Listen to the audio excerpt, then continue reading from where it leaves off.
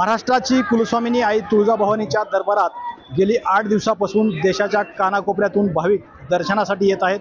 आपण पाहू शकतो या ठिकाणी मुख्य प्रवेशद्वाराच्या समोर मोठी आपल्याला गर्दी पाहायला मिळते। नाताळाच्या सुट्ट्या असतील, लग्न सराई असेल आणि नवीन वर्षाचं स्वागत असेल, यासाठी भाविकांना तुळजापूरमध्ये फार मोठी गर्दी केलेली आपल्याला पाहायला मिळते।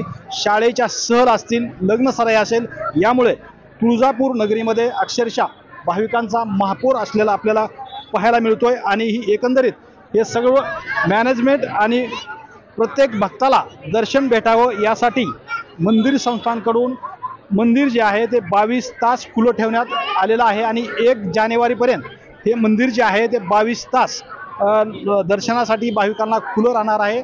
त्यामुळे प्रत्येक भाविकाला दर्शन घेता येणार आहे। श्रीराम क्षीरसागर, TV9 मराठी, धाराशिव, तुळजापूर।